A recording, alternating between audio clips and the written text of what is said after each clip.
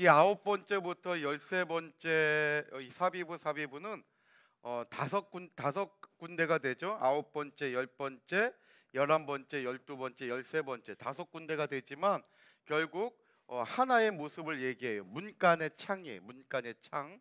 그래서 에스겔 성전에는 전부 6개의 문간이 있거든요. 바깥들에 3개의 문간이 있고 안뜰에 3개의 문간이 있고 전부 6개의 문간이 있는데 비슷한 구조로 되어 있어요. 그리고 그 문간에 다 창들이 있는데 이 창들이 사비부로 문간을 이렇게 에워싸고 있다는 거죠. 두르고 있다는 거예요. 그래서 오늘 숫자적으로는 5군데의 사비부를 보지만 결국 문간의 창이라고 하는 이 하나의 모습을 오늘 우리가 이렇게 살펴보게 돼요. 자, 지금까지 우리가 살펴본 내용을 한번 보면 에스겔 성전에는 전부 25번의 사비부가 있다 그랬잖아요. 25번의 사비부가 있는데 첫 번째로 산꼭대기 지점의 사비부를 살펴보았어요. 그래서 에스겔 성전이 이건 외곽담이죠. 이렇게 있는데 이 성전 주변이 다 제사장 분깃의 땅이라 그랬어요. 그래서 제사장 분깃의 땅은 지극히 거룩한 곳이라 그랬잖아요. 그래서 이 성전 주변이 지극히 거룩한 땅으로 둘려 있다는 거죠. 사비부 되어 있어요.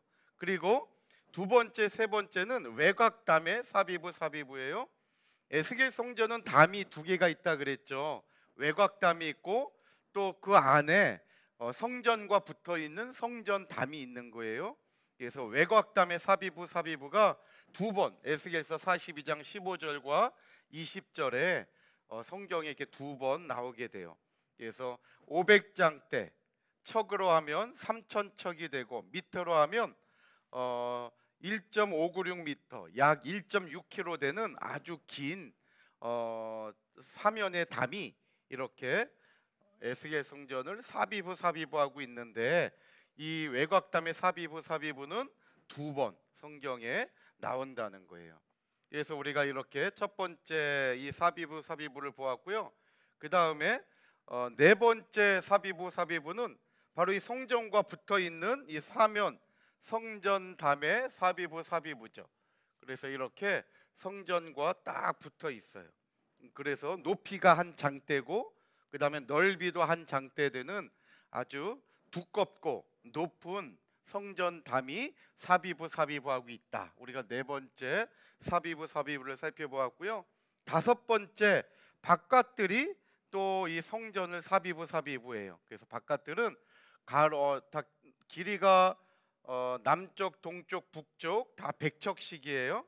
다 100척씩 되는 똑같은 이 바깥들이 이렇게 하나님께서 임재하시는 성소와 지성소 주위를 사비부하고 있다는 것을 우리가 또 살펴보았어요. 그 다음에 이제 지난주에 세 번째 강의로 6번째로 박석 깔린 땅에 사비부죠. 그래서 바깥들과 안뜰에 이렇게 박석 깔린 땅이 있어요. 문간을 중심으로 각 모든 문간을 중심으로 문간 좌우에 바깥들에도 문간 좌우로 박석 깔린 땅이 다 있고 안뜰도 마찬가지예요. 안뜰도 문간이 6개가 있다 그랬죠. 문간 좌우로 박석 깔린 땅이 사비부하고 있는 거예요. 그 다음에 7번째로 각 모퉁이마다 이렇게 일반 백성들을 위한 부엌이 있다 그랬잖아요. 그래서 부엌이 각 모퉁이마다 이렇게 자리하고 있으면서 사비부 한다는 것을 말씀드렸고, 그 다음에 이제 주랑현관이 있죠. 이 박석 깔린 땅 위에 주랑현관이 다 있어요. 그래서 지난번에 우리가 이렇게 본 것처럼 아주 큰 거대한 기둥이 이렇게 각 복도 형식으로 이렇게 깔려 있게 됐죠. 그래서 박석 깔린 땅 위에는 주랑현관이 네 줄로 다 이렇게 주랑현관이 이쪽으로 다 이제 있는 거예요. 안뜰도 마찬가지로 주랑현관이 네 줄로 이렇게 있어요. 그래서 정확하게는 성경책에 기록이 되어 있지 않아서 알 수 없지만 전체 이 주랑현관 바깥들과 안뜰에 있는 주랑현관의 개수를 세면 약 1000개 정도 될 것으로 우리가 추정할 수 있다는 거예요. 그래서 솔로몬 성전을 기준으로 솔로몬 성전도 이 주랑현관이 4개가 한 세트가 되어서 4줄로 쫙 뻗어 나갔거든요. 그래서 솔로몬 성전을 기준으로 우리가 생각해 볼 때에 에스겔 성전의 주랑현관이 1000개 정도 될 것이다. 우리가 추정을 할 수 있다는 거예요. 이것은 1000개는 많은 걸 얘기하죠. 그래서 많은 주랑현관이 이렇게 에스겔 성전의 복도를 바치고 있다는 것을 알 수 있어요. 그래서 이 기둥은 너무나 중요하다 그랬죠. 지난 시간에 기둥의 중요성을 우리가 살펴본 거고, 이제 오늘은 이제 9번째부터 13번째 문간 창이에요. 그래서 9번째는 바깥들 동양한 문간 창의 사비부고, 10번째는 바깥들 남향한 문간 창. 그 다음에 여기 보면 이제 바깥들 북향한 문간 창이 하나 빠졌어요. 북향한. 성경에는 이 25번의 사비부를 얘기할 때 동양한 문간과 남양한 문간, 바깥들의 동양한 문간과 남양한 문간의 사비부에 대해서는 얘기하고 있는데, 이 북향한 문간에 대한 사비부는 원문에 기록이 되어 있지 않아요. 그래서 요건 지금 빠져 있는 거예요. 그렇지만은 의미적으로 볼 때에는 다 문간창이 사비부 하니까 북향한 문간창도 사비부 되어 있다라고 우리는 이해를 해야 된다는 거죠. 그 다음에 이제 안뜰로 들어와서 안뜰 남양한 문간창, 또 안뜰 동양한 문간창, 또 안뜰 북향한 문간창. 그래서 공통점이 뭐냐면 전부 다 요번 4강에서는 문간창의 사비부를 우리가 본다는 거예요. 그래서 이제 옆에 있는 그림이 문간이에요. 7계단을 올라가면 이제 바깥들에 있는 문간에 들어갈 수가 있게 돼요. 그리고 이 문간을 통과하게 되면 바깥들로 진입할 수가 있는 거죠. 이 문간의 입체도인데요. 이 문간을 보면 이와 같이 창이 다 있는 거예요. 그래서 이와 같이 문간의 창이 위아래로 전체적으로 이렇게 다 있는 거예요. 반대편도 마찬가지죠. 그래서 이와 같이 문간 창이 이 문간을 사비부하고 있다는 것을 우리가 그림을 통해서도 확인할 수 있는 거예요.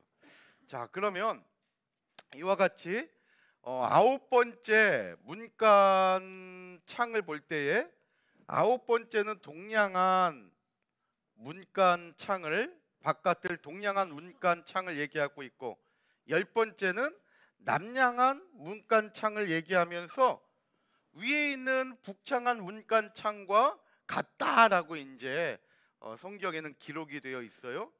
그리고 남양한 문간 창에서 바로 남양한 안뜰의 문간 창을 설명하고 있고, 그 다음에 남양한 동쪽의 문간, 그 다음에 동양한 안뜰 동양한 문간창, 그 다음에 안뜰 북향한 문간창, 이렇게 해서 전체로 볼 때 이게 이제 9번째고, 그 다음에 10번째, 그 다음에 11번째, 12번째, 13번째 문간창을 오늘 우리가 보게 되는 거예요.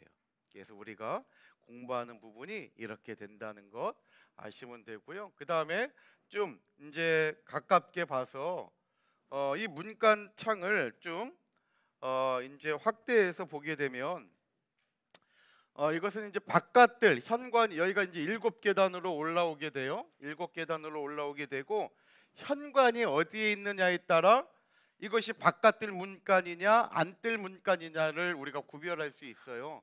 근데 계단으로 바깥에서 이렇게 들어와 가지고 현관이 어디에 있어요? 안쪽에 있죠. 현관이 안쪽에 있고, 이쪽으로 출입문으로 나가게 되면 여기가 바로 바깥들이 돼요.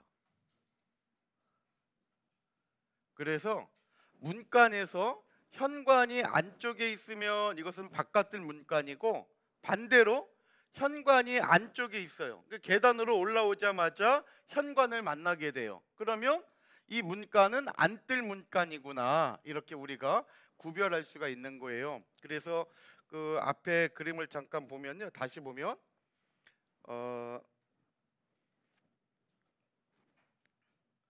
자, 여기 보면 여기 이제 다 문간이잖아요. 예를 들어서 동양안 바깥들 문간이고 동양안 안뜰 문간이에요. 그러면 여기는 바깥들이 되겠죠? 여기는 바깥들이 되고 또 번제단이 있는 여기는 안뜰이 되잖아요. 자, 그 현관을 한번 보세요. 현관을 보면 현관이 어디에 있는가? 한번 현관을 보면 바깥들에서 외부에서 7계단을 올라와서 문간에 들어오면 이 바깥들 문간은 안쪽에 있어요. 여기 계단이랑 정반대쪽에 안쪽에 있어요. 근데 안뜰 문간은 어디 있냐면 계단으로 올라오자마자 8계단을 올라오자마자 바로 여기가 현관이에요. 현관. 그러니까 바깥뜰 문간과 안뜰 문간은 뭐가 서로 마주보게 되어 있는 구조예요? 현관이 서로 마주보게 되어 있는 거예요. 그래서 우리가 그림만 딱 놓고 봤을 때 이 문간이 바깥뜰 문간이냐 안뜰 문간이냐 구별할 수 있는 방법은 뭐의 위치를 확인하면 된다 그랬어요? 현관. 그래서 현관이 계단 쪽에 붙어 있으면 안뜰 문간이고 현관이 계단과 반대쪽에 있으면 바깥뜰 문간이다. 이렇게 우리가 이제 구별할 수가 있는 거예요. 자, 이렇게 우리가 바깥뜰에 있는 이거는 이제 현관이 안쪽에 있으니까 계단이랑 반대쪽에 있으니까 요거는 이제 바깥뜰에 있는 문간이라는 것을 알 수가 있는 거죠. 자, 구조는 똑같아요. 문간의 구조는 똑같아요. 좌우에 문지기 방이 이렇게 3개씩 있어요.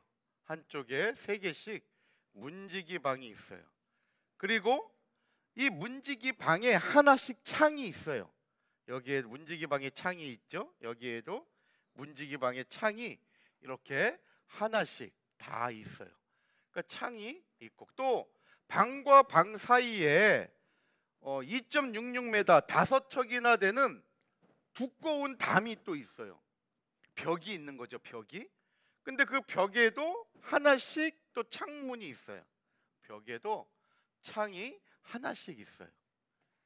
그리고 문지기 방을 지나서 현관으로 들어갈 때 또 더 두꺼운 방과 방 사이의 벽보다도 더 두꺼운 6척 되는 벽이 또 있어요. 그리고 이 벽에도 이와 같이 창이 있는 거예요. 이 벽에도 이와 같이 창이 있게 돼요. 그리고 현관이 있는데 현관에도 창이 2개씩 있어요. 그래서 이 문간을 볼 때에 창으로 다 둘려 있잖아요. 그래서 우리가 지금 이제 4강에서 보는 것은 이와 같이 문간은 창으로 다 삽입부 되어 있다라는 것을 얘기하고 있는 거예요. 자, 여기서 한 가지 더 알아야 될 게 창에는 창문이 있잖아요. 그리고 열고 닫을 수가 있잖아요. 그런데 이 창은 닫힌 창이에요. 이 창의 특징은 바로 닫힌 창이라는 거예요. 그래서 창이 있으면 지금 우리 그림에 잘 보이시는지 모르겠는데 창이 이렇게 이제 길게 창이 이렇게 내려 있으면 이 창에 이렇게 격자 모양으로 이렇게 이제 창살이 있는 거예요. 창살. 격자 모양으로 창살이 있어요. 그러니까 이 창은 열고 닫을 수가 없는 창이에요. 그래서 요 구멍이 있죠. 공기구멍. 이 창에 요 사이 구멍들이 있잖아요. 이쪽으로 공기만 들어가고 나갈 수가 있는 거죠. 그래서 에스겔 성전은 이와 같이 창이 사비부하고 있는데 이러한 창은 격자로 창살이 있는 닫힌 창이다. 창살이 있는 닫힌 창이에요. 그래서 이 사이에 있는 공간들을 통해서 공기가 순환될 수가 있고 또 낮에는 햇빛이 또 이제 비출 수가 있잖아요. 햇빛이 안으로 싹 들어올 수 있잖아요. 만약에 여기까지 다 막아버렸다고 하면 햇빛이 들어올 수가 없죠. 그리고 공기가 순환되지가 않아요. 그러면 이 문간은 굉장히 답답할 거예요. 탁해지고. 그런데 하나님께서는 이 창살이 있는 창을 통해서 외부에서는 들어오지 못해요. 창살로 막아가지고 외부에서는 들어오지 못하지만 공기가 순환되고 또 낮에는 햇빛이 들어와서 또 살균하고 이 안에를 또 밝게 비출 수 있는 그러한 기능의 창을 했다는 거죠. 그래서 우리가 오늘 집중적으로 살펴볼 것은 바로 이러한 창에 대한 구속사적인 의미가 과연 무엇이냐. 왜 하나님께서는 완전히 막아놓지도 않으시고 이렇게 창살이 있는 창으로 공기와 빛이 들어오게 하셨고 또 창살로 막음으로 말미암아 닫힌 창으로 열려놓은 개방된 창이 아니라 닫힌 창으로 이렇게 구조를 만들었느냐, 이 사실에 대해서 오늘 이제 집중적으로 이렇게 살펴보려고 합니다.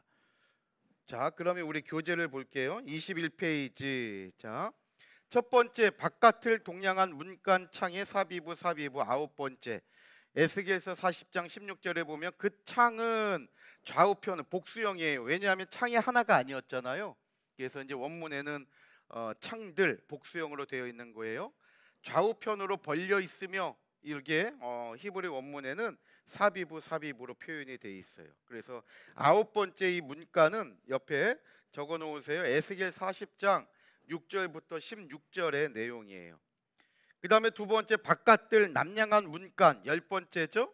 이것은 에스겔 40장 24절로 27절에 기록되어 있어요. 에스겔서 40장 24절로 27절에 거기 설명 보면 에스겔 40장 25절에 이렇게 얘기하죠. 그 문간과 현관 좌우에 이게 사비부인데 그 있는 창도 먼저 말한 창과 같더라 그랬거든요. 여기 먼저 말한 창 할 때 이 먼저 말한 창이 바로 바깥들 북창한 문간을 얘기하는 거예요. 그래서 에스겔서 40장을 보면 동양한 문간을 설명하고 그 다음에 북창한 문간을 설명하고 남양한 문간을 설명하고 있어요. 그래서 아까 두 번째 그 열 번째 남양한 문간은 에스겔서 40장 24절로 27절에 있다 그랬잖아요. 그 밑에 여기에 먼저 말한 창과 같더라라는 말씀을 통해서 에스겔 40장 20절부터 23절 나오잖아요. 이게 북창한 문간을 얘기하고 있는 거예요. 그래서 북창한 문간도 똑같이 남양한 문간과 같이 창이 사비부하고 있다는 것을 얘기하는 거예요. 그 다음에 안뜰 남양한 문간 에스겔 40장 28절로 31절에 기록되어 있어요. 이게 11번째 사비부고 22페이지에 넘겨서 네 번째 안뜰 동양한 문간, 이건 에스겔 40장 32절로 34절에 기록이 되어 있어요. 그 가운데 이제 33절에 그 현관 좌우에도 창이 있다 할 때 좌우에 이게 사비부고요. 다섯 번째, 안뜰 북창한 문간 에스겔 40장 35절로 37절에 기록되어 있어요. 그래서 안뜰 북창한 문간, 그 가운데 36절 보니까 하반절에 그 좌우에도 이게 사비부예요. 창이 있으며, 그래서 북창한 문간의 좌우에도 창이 있는, 좌우라고 하는 것은 이쪽을 얘기하는 거예요. 좌우 이렇게 다 창이 쫙 있잖아요. 그래서 좌우에도 이렇게 창이 있다. 자, 그러면 이제 결론적으로 23페이지에 자, 이게 이제 중요해요. 그러면 과연 이 창은 어떠한 의미를 우리에게 구속사적으로 보여주고 있느냐. 자, 이 창은 첫 번째로 외부의 침입을 막는 거죠. 창은 외부의 침입을 막는 거예요. 침입을 막는다. 그래서 외부에서 창을 통해서 넘어오지 못하도록 외부의 침입을 막는 거예요. 이것은 하나님의 철저한 보호를 얘기해요. 하나님의 철저한 보호, 완전 보호죠. 철저한 보호하심이에요. 그래서 성전은 그리스도의 몸이거든요. 그래서 하나님께서는 철저하게 보호하셔요. 그래서 이 보호하신다는 것은 외부의 침입자들이 아무나 들어오지 못하도록, 결국 담이 그랬던 것처럼 거룩하지 않으면 에스겔 성전에는 들어올 수 없다는 거예요. 새 예루살렘 성, 저와 여러분들이 천국에 들어가기 위해서는 거룩한 자가 돼야지 바로 하나님 나라에 들어갈 수 있다는 것을 우리에게 보여주고 있어요. 그래서 자, 여기 잘 집중하셔야 돼요. 중요한 내용이에요. 예루살렘에 우리가 이제 예루살렘 성에 들어가야 되잖아요. 여기 들어가는 자가 있고 들어가지 못하는 자가 있는 거예요. 그러면 누가 예루살렘 성에 들어가느냐? 생명책에 기록된 사람이 예루살렘 성에 들어가는 거죠. 생명책에. 그리고 반대로 이 생명책에 기록되지 못하면 예루살렘 성, 에스겔 성전에 들어갈 수 없다는 것을 우리에게 말씀하고 있는 거예요. 그래서 저와 여러분들은 반드시 생명책에 들어가야 돼요. 그 생명책에 이름이 들어가기 위해서는 어떻게 해야 되느냐? 요한계시록 22장 14절 말씀 보니까 생명책에 들어가기 위해서는 두루마기를 빨아야 된다고 말씀하고 있어요. 이 생명책에 기록된 자는 다른 사람이 아니라 두루마기를 빠는 사람이래요. 이 두루마기를 빠는 사람, 이 사람이 생명책에 들어가는, 생명책에 기록이 되는 사람이라는 거죠. 그러면 이 두루마기를 빠는 사람이 누구냐? 여기 빠는이라는 단어가 너무 중요한데, 빠는이라는 이 단어가 헬라어 원문에 보면 풀리노라는 단어예요.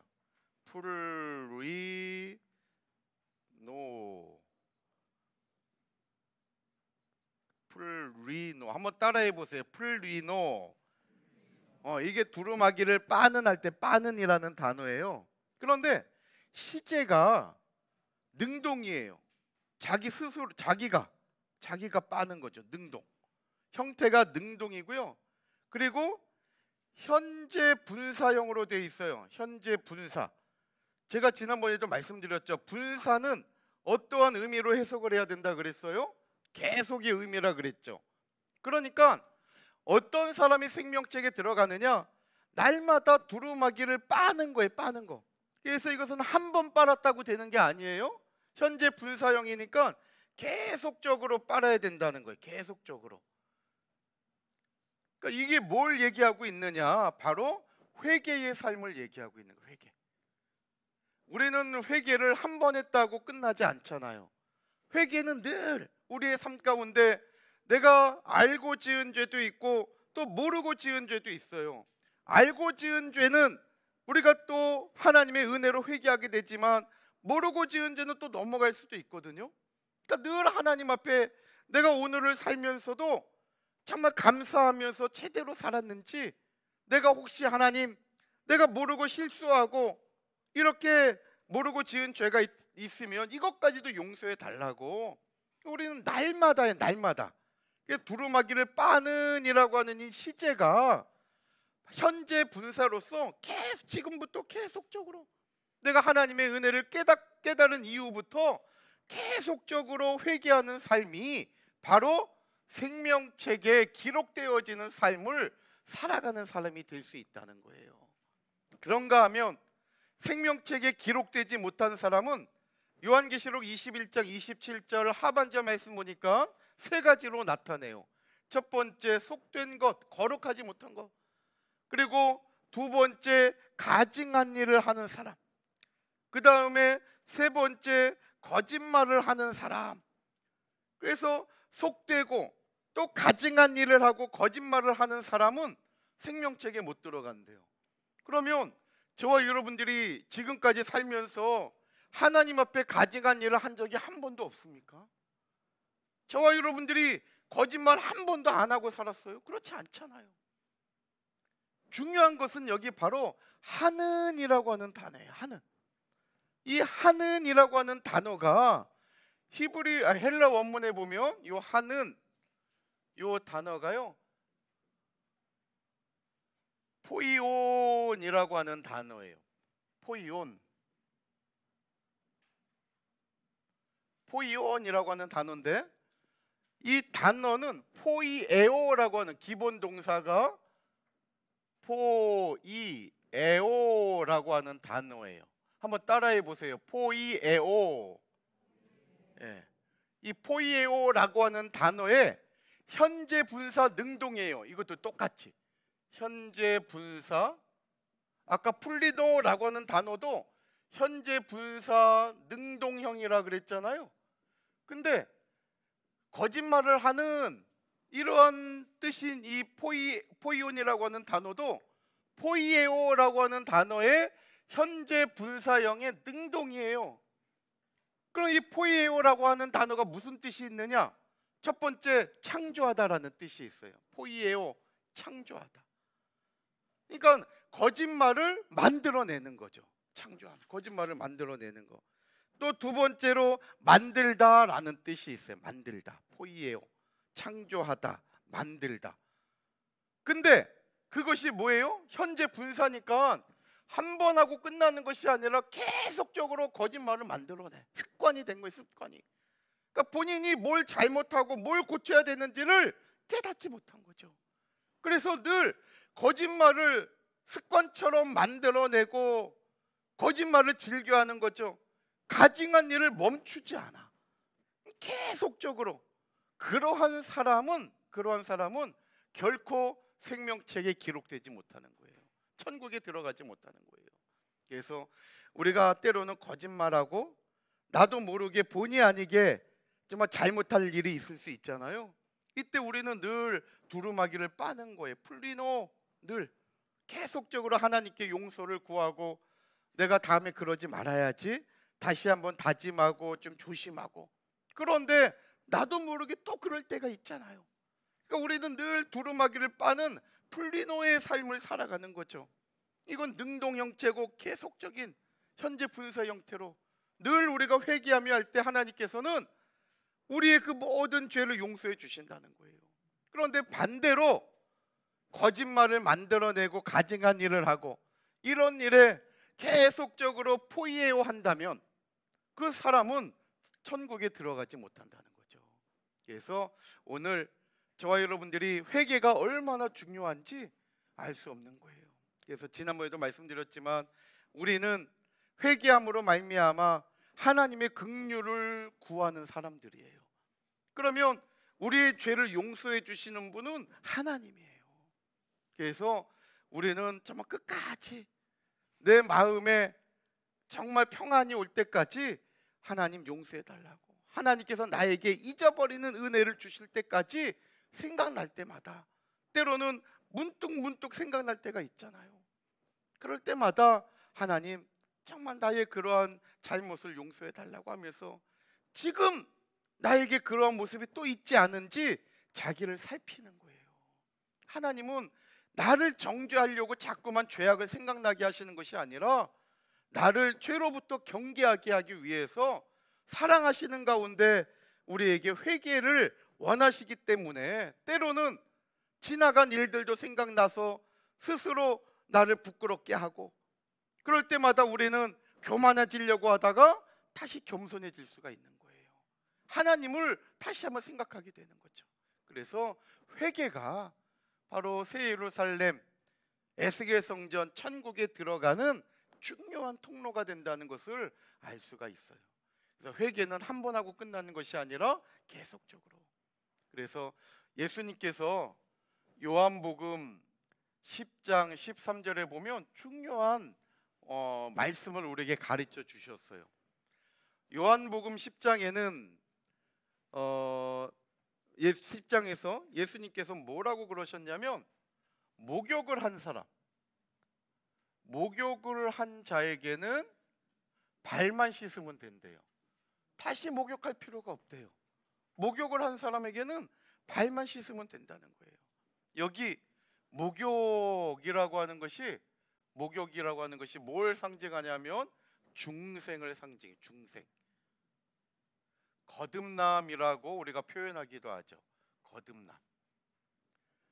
중생의 사건은 예수 그리스도의 십자가의 은혜로 벌어지는 한 번의 사건이에요. 저와 여러분들이 예수님 믿고 구원 얻었다, 이것은 뭐예요? 단 한 번의 사건이에요. 한 번의 사건.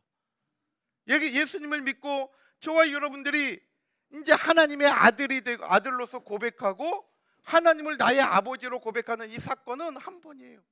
그 십자가의 사건은 단 한 번의 사건이, 이례적인 사건이에요. 그래서 히브리서 9장 10장 말씀 볼 때에 단번에라는 단어를 우리에게 말씀하고 있죠. 단번에. 이 단번에라는 말씀을 한 번으로 영원히라는 뜻으로 번역을 하죠. 한 번으로 영원히. 십자가의 사건은 일회적인 사건이에요. 그러나 그 구속의 역사, 효력은 영원하다는 것을 우리에게 말씀하고 있는 거죠. 그래서 저와 여러분들이 예수 그리스도의 십자가를 믿고 하나님이 나의 아버지가 되시고 예수님이 나의 구주가 되심을 고백하는 것은 바로 이 중생, 거듭남의 일회적인 증거예요. 그런데 우리가 하나님의 아들로 산다고 하지만 죄를 짓게 되고 실수할 때도 있잖아요. 그때는 바로 발을 씻는 것과 같다는 거예요. 발을 씻는 것. 그래서 이 중생, 거듭남의 은혜를 입은 우리 성도들은 늘 발을 닦는 것은 회개하는 삶을 얘기하는 거예요. 늘 회개하면서 끊임없이 주님 앞에 나아가야 된다는 거죠. 그래서 요한계시록 7장 13절로 14절 말씀 볼 때에 흰옷 입은 무리, 우리가 새벽에 월요일 화요일 새벽에 살펴보았어요. 요한계시록 7장 말씀 볼 때에 흰옷 입은 무리가 나오죠. 13절에 그 흰옷 입은 저들이 누구냐 그랬잖아요.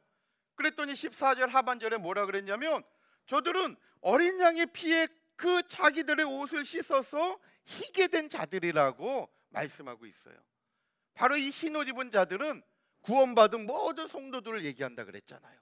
청함을 입은 사람, 혼인잔치에 청함을 입은 모든 사람들이 흰옷 입은 허다한 무리와 같다 그랬어요. 셀 수 없이 만큼 많다 그랬거든요. 그러니까 예수 그리스도의 피로 말미암아 구원받은 우리 성도들은 허다한 흰옷 입은 무리들인 거죠.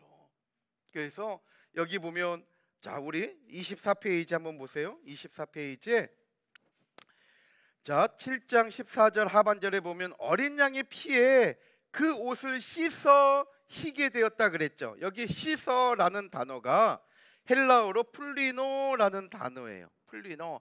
아까 두루마기를 빠는 이 단어도 풀리노라 그랬잖아요. 그런데 두루마기를 빠는 이 단어는 현재 분사였어요. 계속적인 의미를 가지고 있었거든요.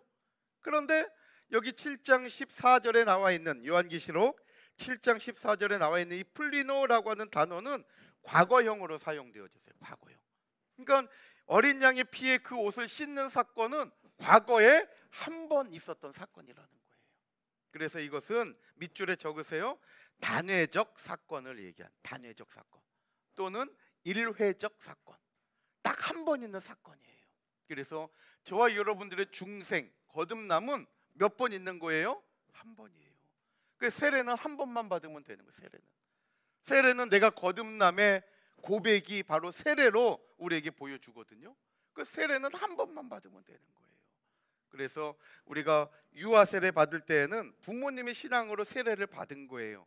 그래서 장성에서는 또다시 세례를 받지 않고 입교라고 하는 절차를 통해서 내 신앙의 고백만으로 세례로 인정을 해주는 절차가 있는 거죠. 그래서 중생, 거듭남은 몇 번이에요? 한 번.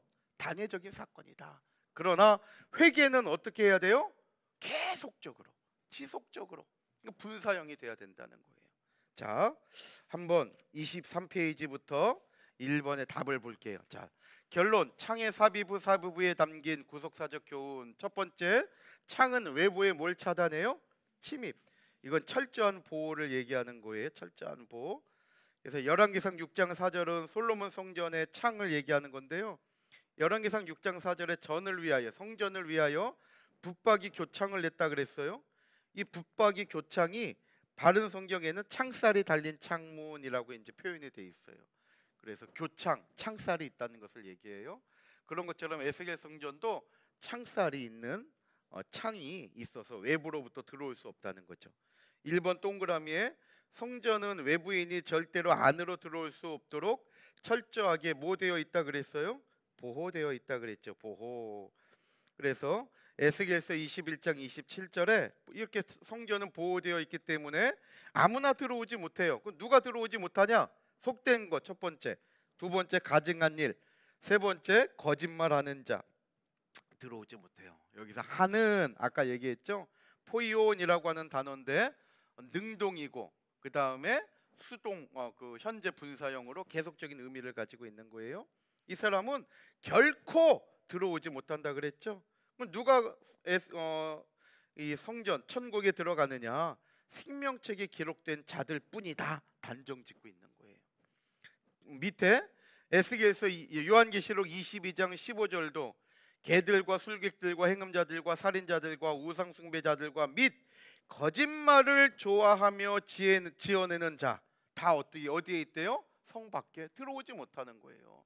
여기도 거짓말을 좋아하며 지어내는 이 두 동사가 전부 다 현재 분사 능동태예요. 다 똑같아요. 그러니까 자기가 거짓말을 막 만들어내는 거예요. 그리고 분사형이니까 계속적으로, 그러니까 정말 빨리 회개하고 뉘우치지 않고 계속 거짓말을 만들어내고 이걸 좋아하는 사람은 절대 천국에 들어갈 수 없다는 것을 우리에게 말씀하고 있는 거죠. 또 시편 101편 8절 다 같이 읽어볼까요? 시작. 아침마다 내가 이 땅의 모든 악인을 멸하리니 죄악 행하는 자는 여호와의 성에서 다 끊어지리로다. 아멘. 보세요. 죄악을 행하는 자는 하나님의 성에 들어가지 못해요. 다 끊어진다 그랬죠. 그래서 우리는 성전에 들어가기 위해서 두루마기를 뭐 하는 자예요? 빠는, 밑에 빠는 적으시면 되겠죠. 그래서 이 빠는이라는 단어가 회개하는 자들이에요. 밑에 회개 적으시면 되겠죠. 그래서 이 빠는 플리노라는 단어인데 현재 분사 능동, 그 밑에다가 능동 하나 더 적어 놓으세요. 현재 분사 능동, 수동이 아니에요. 능동, 자기가 거짓말을 막 지어내고 만들어내는 거예요.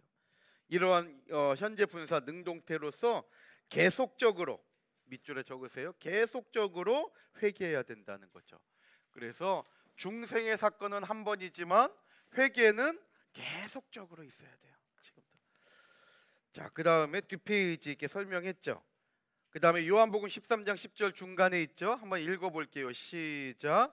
예수께서 가라사대 이미 목욕한 자는 발밖에 씻을 필요가 없느니라. 온 몸이 깨끗하니라 그랬죠. 자, 보세요. 여기 이미 목욕한 자, 바로 이 사람이 누구예요? 거듭난 사람을 얘기하는 거예요. 중생. 여기 이미 목욕한 자 괄호로 묶고 이게 바로 중생, 거듭남 적어 놓으세요. 이걸 얘기해요. 이것은 몇 번에 있는, 몇 번 있다 그랬어요? 우리 일생에 한 번. 그 위에 밑줄에 단회적 사건 적었잖아요. 바로 이건 단회적인 사건이에요. 그러나 발을 씻는다, 이것은 뭐예요? 계속적으로 일어날 사건이잖아요. 그래서 이것이 발을 씻는다는 것은 우리가 계속적으로 해야 할 회개를 얘기하는 거예요. 그래서 이미 예수 그리스도의 십자가로 구원받은 우리 성도들은 회개함으로 말미암아 천국으로 들어갈 수 있다는 거죠. 그 다음에 이제 두 번째 창의 구속사적인 의미로, 자, 두 번째를 보면, 자, 두 번째 이 창은 아까 얘기했죠. 뭐가 통하는 곳이에요? 공기가 통하는 곳이에요. 공기가 통한다는 것은 환기를 얘기하는 거죠. 환기. 우리의 생활 속에 이 환기가 얼마나 중요해요. 지금 코로나로 말미암아 어려운 가운데 있지만 많은 그 의학자들이 얘기할 때 환기만 잘 시켜도 바이러스가 나가서 우리가 보호를 받는다 그러잖아요. 그러니까 환기는 너무나 중요해요. 그러니까 겨울에 너무 춥다고 문을 꽁꽁 닫아놓고 하다가 이렇게 돌아가시는 분들도 있잖아요. 요즘은 좀 덜하지만 옛날엔 연탄불 피우고 할 때는 연탄가스가 올라와가지고 문을 다 닫아놔서 환기가 안 돼가지고 밤새 일어나지 못하시는 분들도 있잖아요. 근데 공기가 들어올 수 있도록 창에 구멍이 있다는 것은 아주 중요한 내용이에요. 환기가 있어야 돼요. 하나님께서 노아에게 방주를 짓게 하실 때에도 창세기 6장 16절 말씀 보면 위에서부터 한 규빗 되는 곳에 뭘 내라 그랬어요? 창을 내라. 노아의 방주에도 창이 있었어요. 그래서 비가 다 그치고 난 다음에 이 창을 통해서 비둘기와 까마귀를 내보내기도 하고 환기를 시킬 수가 있었던 거죠. 그래서 창은 아주 중요해요. 이건 이 공기를 받아들인다는 것은 우리의 호흡, 우리의 숨이 끊어지지 않는 것을 얘기하는 거죠. 그래서 바로 이것은 우리 성도들의 기도를 얘기하고 있는 거예요. 성도의 기도. 그래서 성도의 기도는 호흡과 같다 그랬죠. 우리가 호흡이 멈춰주면 죽어요. 그러니까 늘 우리 인체도 공기를 마셔들여야 사는 거죠. 그러니까 마찬가지로 우리 성도들은 기도가 멈추면 죽는 거죠. 그래서 늘 기도해야 된다는 거예요. 다니엘을 볼 때에 다니엘의 바벨론의 포로로 끌려갔지만 다니엘은 늘 기도했잖아요. 다니엘서 6장 10절 말씀 보면 다리오 왕의 어인이 찍힌 걸 알고도 6장 10절에 보면 분명히 알고도 그랬어요. 알고도. 그러면 더 이상 예루살렘을 향하여 창을 열고 자기가 기도하면 자기는 사자굴에 들어가서 죽는 거예요. 근데 이걸 다 알고도 다니엘은 기도 쉬는 죄를 범하지 않은 거죠. 그러니까 사자굴에 들어가서 죽을 수밖에 없는 환경에 있지만 하나님께서 거기에서도 다니엘을 사비부 해주심으로 말미암아 보호해 주시고 지켜주신 거예요. 그래서 기도하는 자는 절대 망하지 않아요. 기도하는 사람은 어떤 환난, 어떤 위경 속에 있다 할지라도 절대 망하지 않는다는 것을 기억하시고 다니엘과 같이 늘 하나님께 기도하는 사람이 될 때에 바로 그 성도가 하나님의 뜻을 이루어가고 정말 이 세상 가운데 주눅들지 않는 삶을 산다는 것을 꼭 믿으시기를 바랍니다. 그래서 살전 5장 17절에도 기도하되 쉬지 말고 기도하고, 밑에 하나 더 적어 놓으세요. 에베소서 6장 18절 말씀 보면 무시로 기도하라 그랬어요. 에베소서 6장 18절에 사도 바울이 에베소 교회 교인들에게 야 너희들 무시로 기도하라. 무시로, 시도 때도 없이 해요. 그냥 항상. 또 누가복음 21장 36절에 25페이지에 보면 항상 기도하며 깨어 있으라 그랬고, 로마서 12장 12절에도 항상 기도에 힘쓰라고 말씀하고 있죠. 그래서 기도는 이와 같이 항상 매일 해야 되는 거예요. 왜냐하면 호흡과 같으니까. 그래서 두 번째, 이 창의 구속사적인 의미를 볼 때 창은 공기가 통하는 곳인데 이것은 늘 우리가 호흡하며 산소를 들이마시듯이 우리가 기도하는 성도가 되어야 된다는 것을 구속사적으로 알려주시는 거예요. 마지막 세 번째로 창의 구속사적인 의미는 창은 햇빛이 들어오는 곳이에요. 빛이 들어오는 곳. 마찬가지로 저와 여러분들도 늘 이 햇빛을 맞이하지 않으면 안 된다는 거예요. 바로 예수님이, 하나님이 시편 84편 11절 말씀 올 때에 하나님이 해요 방패시라 그랬잖아요. 우리 하나님이 햇빛이죠. 그러니까 우리 성도들은 늘 하나님을 모시고 살아야 돼요. 또 말씀이 햇빛이에요. 시편 119편 105절 말씀 올 때에 하나님의 말씀이 바로 빛이요 등이라고 말씀하고 있죠. 우리 길에 빛이 되시고 내 발에 등불이 되시는 분이에요. 그래서 늘 성도는 하나님을 붙잡고 살아야 되고 하나님의 말씀을 영접하며 살아야 돼요. 근데 우리 교재 보면 우리 몸의 신체 가운데 바로 이 눈이 창에 비유됐죠. 그래서 눈을 마음의 창이라고 얘기하잖아요. 마음은 안 보이는데 이 눈으로 나타나잖아요. 눈이 창으로 비유되는 걸 알 수가 있죠. 자, 이 전도서 12장 3절은 우리 인체를 비유적으로 이렇게 표현한 거예요. 그래서 그런 날에는 첫 번째로 집을 지키는 자들이 떨 것이요 그랬어요. 집을 지키는 자들은 손과 팔을 얘기해요. 손과 팔. 그래서 우리가 나이 먹게 되면 손과 팔이 힘이 없어지면 이렇게 막 떨잖아요. 그러니까 이 집을 지키는 자들이 떤다는 것은 손과 팔이 약해지는 걸 얘기하는 거예요. 또 힘 있는 자들이 구부러진대요. 힘 있는 자, 이건 다리를 얘기해요. 우리 인체 가운데 다리가 튼튼해야 우리 몸을 다 균형을 잡잖아요. 근데 다리가 약하면 구부러질 수밖에 없어요. 그래서 여기 힘 있는 자들이 구부러진다. 여기 힘 있는 자들은 다리를 비유적으로 얘기하는 거예요. 또 맷돌질하는 자들이 적어서 그쳐진대요. 맷돌질하는 자, 이건 우리 치아를 얘기해요. 만약에 이가 부실하면 우리 그러잖아요. 맷돌이 나갔어 그러잖아요. 그러니까 이 맷돌질하는 자들은 우리 인체 가운데 치아를 얘기하고, 또 창들로 내어보는 자가 어두워진대요. 여기 창들로 내어보는 자는 눈을 얘기하는 거예요. 그래서 이 전도서 12장은 우리 몸을 비유적으로 이렇게 말씀하고 있는 거예요. 그러니까 눈이 바로 창이라는 거죠. 근데 세 가지 종류의 눈이 있어요. 먼저 우리 시력이라고 하는 육안이 있는 거죠. 지금 우리가 보는 육안이 다 있죠. 그런가 하면 마음의 눈, 심안이 있는 거죠. 심안. 그 다음에 영의 눈인 영안이 있는 거죠. 영안. 그래서 이 육안이 발달하면 눈에 보이는 것이 많아지니까 욕망이 커지게 돼요. 육안이 너무 발달하면 망하게 돼요. 결국 욕망이 커지니까 우리는 심안, 영안이 열려야 된다는 거죠. 가장 중요한 게 영안이에요. 나이를 먹으면 먹을수록 영안이 밝아져야 천국의 소망이 끊어지지 않는 삶을 살아갈 수 있는 거예요. 너무나 육안은 발달했는데 육안이 너무 발달하다 보면 영안이 닫히게 돼요. 눈에 보이는 게 많으니까. 그러니까 육안이 발달한 사람은 예배에 나오려고 해도 눈에 보이는 게 많아서 마음이 이미 그쪽에 빼앗겨 가지고 예배 시간도 지키지 못해요. 그러니까 내가 가진 직분조차도 자기가 인지하지 못해. 그래서 우리는 육안이 너무 발달하면 안 되고 내 영안이 항상 깨어서 밝아 있는 삶을 살아야 된다는 거예요. 그래서 늘 저와 여러분들이 나의 영안이 잘 열려 있는지 우리의 영안을 체크해야 돼요. 영안이 열려 있는 사람은 천국이 보이고 저 천국이 너무나 확실해. 하나님이 너무나 세밀하게 느껴지는 거죠.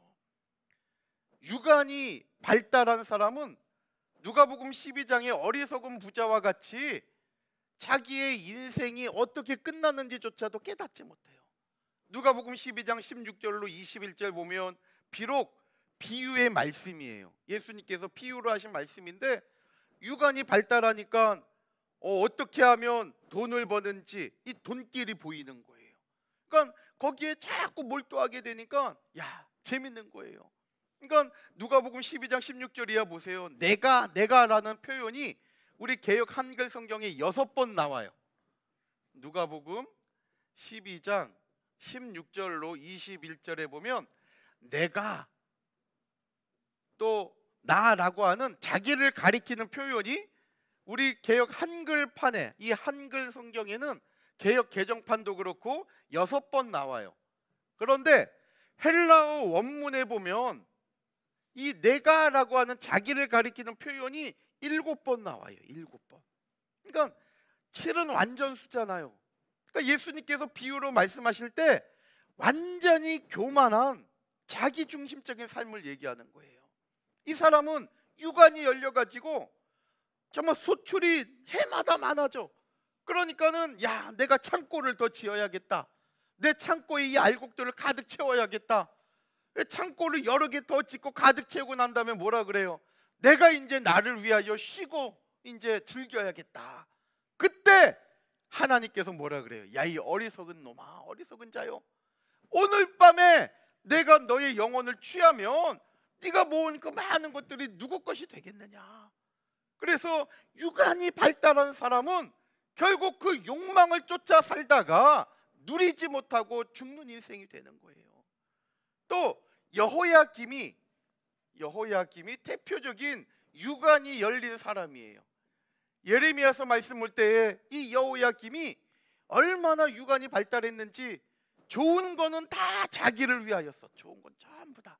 근데 영안이 닫혀가지고 하나님의 마음을 헤아릴 줄 모르고 백성들을 살필 줄 몰랐던 거예요.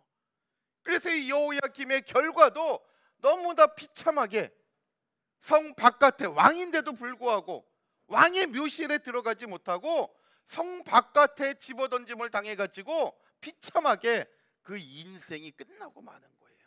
그래서 우리는 영안이 중요한 거예요.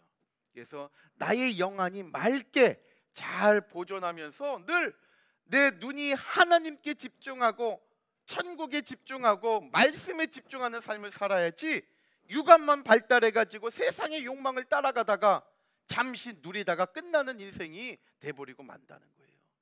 그래서 우리 성경 볼 때에 우리 교재 보면 세 번째 어떤 경우에 눈이 잘 보이는가? 눈이 맑아야 앞이 잘 보인다는 거죠. 맑아야. 밑줄에 적으세요. 맑아야. 눈이 맑아야 앞이 잘 보이듯이 마음의 눈도 맑아야 된다는 거예요. 그래서 눈은 햇빛이 비춰질 때, 밑줄에 적으세요. 우리 육신의 눈도 햇빛이 비춰져야 낮에 잘 보이잖아요. 밤은 깜깜해서 잘 안 보이잖아요. 그 햇빛이 비춰질 때 잘 보이듯이 마음의 눈도 말씀의 빛을 받아야 잘 보인다는 거죠. 그래서 우리가 성경 공부도 해야 되고 성경을 읽고 말씀 듣는 자리에 빠지면 안 되는 거예요. 자, 우리 26페이지에 넘겨보세요. 자, 나머지 이제 읽어보시면 되고요. 26페이지에 네 번째, 여호야김 적으시면 돼요. 여호야김 왕은 보이는 창문만 화려하게 하고 마음의 창과 영의 창을 맑게 하지 않으므로 바벨론에 끌려가요. 그리고 비참하게 죽게 돼요. 예레미야 22장 14절에 그가, 여기 그는 여호야김인데 여기도 보세요. 내가 나를 위하여, 어리석은 부자하고 똑같아요. 다 자기를 위한 거예요. 나를 위하여 광대한 집과 광활한 다락방을 지으라 하고 또 자기를 위하여 창을 내고 그것에 백향목으로 입히고 붉은 빛으로 칠하도다. 다 자기를 위하여. 그러니까 육안만 발달한 거예요. 욕망만 가득한 거예요. 그래서 남들이 나보다 더 좋은 차를 타고 더 좋은 환경 속에 있으면 이 욕망이 들끓어 가지고 견디지 못하는 거죠. 우리가 그런 자리에 있으면 안 된다는 거예요. 우리는 하나님의 뜻을 위해서 나아가는 거잖아요. 그래서 예레미야 22장 17절에 보면 결국 보세요. 그러나 네 눈과 마음은 탐남과 무죄한 피를 흘림과 압박과 강포를 행하려 할 뿐이다. 네 눈과 마음은 탐남, 무죄한 피를 흘린대요. 여기 탐남이라고 하는 것은 배차라는 단어인데 밑줄에 적으세요. 욕심으로 가득 차서 자기 이익만을 추구하는 것을 탐남, 배차라고 해요. 욕심이 가득 차가지고 자기 이익만, 남을 볼 줄 몰라. 상대방을 볼 줄 몰라. 형제인데도 형제 가운데 조금 어려운 사람이 있으면 나에게 있는 것이 있으면 그걸로 좀 베풀어야죠. 교회도 마찬가지예요. 하나님이 저와 여러분들에게 물질의 복을 주시는 이유는요, 네가 높은 사람이 되고 교만하라고 주시는 게 아니에요. 거기에는 책임이 있는 거예요. 책임이.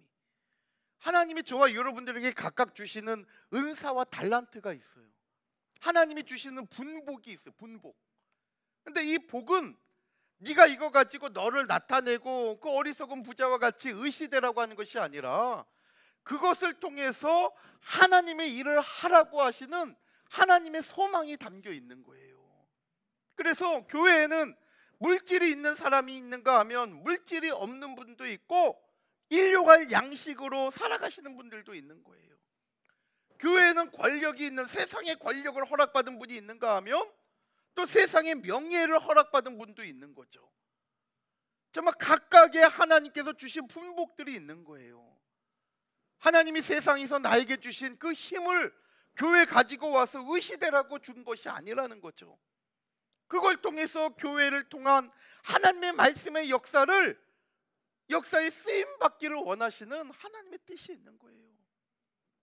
오늘 저와 여러분들은 꼭 기억하셔야 될 게, 나에게 주신 축복은 다시금 그걸 통해서 하나님의 뜻을 위하여 사용하라고 하시는 하나님의 기대가 있다는 걸 알아야 돼요. 그래서 때로는 기준이라는 게 있죠. 기관에는 회비가 있고 뭐 기준이라는 게 있잖아요. 그 기준에는 다 냈지만 좀 여유가 되고 하신 분들은 좀 더 할 줄도 알아야 돼요. 그리고 힘들고 어려운 분들이 못 낼 때 그걸 드러내지 않고 이해해 주셔야 돼요. 얼마나 힘들고 어려우면 10,000원, 20,000원 되는 회비가 나에게 짐이 되겠어요. 그리고 더 중요한 것은 각자가 나에게 허락한 그 의무에 대한 하고자 하는 열정은 또 있어야 돼요. 바깥에서 자기가 정말 할 거 다 하면서 교회에서 낼 그 회비가 없고, 또 다른 어느 단체 다 마찬가지예요. 회사나 어떤 소모임이라고 하든지 간에 회비 같은 게 있잖아요. 그런데 안 내는 분들이 되면 안 된다는 거예요. 먼저 내야지. 먼저. 그래야 그 기관이 움직여지고 내가 속해 있는 그 모임이 움직여질 수가 있는 거예요. 그래서 먼저는 10의 1조를 통하여서 모든 것이 하나님의 것인데 나에게 9을 주신 것에 대한 감사하는 마음, 또 교회에 어떤 일이 있을 때 있는 분들은 자기 형편에 따라 더 할 수 있는 거죠.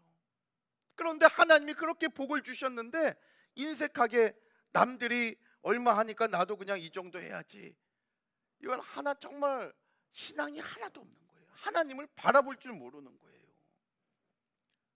정말 하나님이 한번 훅 하고 불어버리면 정말 날아가는 건 순간이에요. 아무리 지금 내 삶이 견고하고 잘 되는 것 같다 할지라도 하나님께서 긍휼로 지금 참아주시니까 내가 지금 버티고 있는 거지, 정말 하나님께서 한번 정말 심판의 칼을 드는 날에는 아무리 내가 높은 자리에 있고 많은 명예가 있고 많은 물질을 쌓아두었다 할지라도 나가는 건 순간이에요. 오늘 저와 여러분들이 정말 이 여호야김을 교훈받아서 늘 우리의 영안은 맑게 열려서 하나님을 바라보고 하나님 앞에서의 완전하고도 두려운 삶을 살아갈 때에 바로 그분이 생명책에 기록되어져서 새 예루살렘 성에 넉넉하게 들어가는 축복의 사람이 된다는 것을 꼭 믿으시기를 바랍니다. 오늘 이 여호야김의 결말 보세요. 자, 예레미야 22장 19절 다 같이 한번 읽어볼게요. 시작. 그가 끌려 예루살렘 문 밖에 던지우고 나귀같이 매장함을 당하리라. 아멘. 보세요. 예레미야 선지자를 통한 하나님의 예언의 말씀이에요. 왕인데 그냥 가차없이 예루살렘 문 밖에, 왕의 묘실에 들어가지 못하고 그냥 문 밖에 던진다는 거예요. 한낱 볼품없는 나귀와 같이 그냥 매장에서 끝난다. 그 인생이 얼마나 안타까워요. 그래서 오늘 저와 여러분들이 이 창에 대한 구속사적인 교훈으로 세 가지를 우리가 살펴본 거예요. 다시 한번 정리하면 첫 번째, 이 창은 외부의 침입을 차단한다 그랬죠. 이것은 철저한 보호, 완전 보호를 얘기해요. 그러니까 하나님은 예루살렘 성전 천국을 완전히 보호하고 있는 거죠. 그리고 두 번째로 공기가 통해야 된다 그랬죠. 창은 공기가 통하는 곳이에요. 그런 것처럼 우리도 늘 기도하는 삶이 되어야 된다는 거죠. 그리고 창을 통해서 햇빛이 들어오듯이 저와 여러분들은 의로운 해가 되시는 하나님을 늘 붙잡고 살아가고 또 말씀을 늘 붙잡고 살아가는 삶이 될 때에 저와 여러분들이 하나님이 기뻐하시는 믿음의 삶을 살아갈 수 있다는 거예요.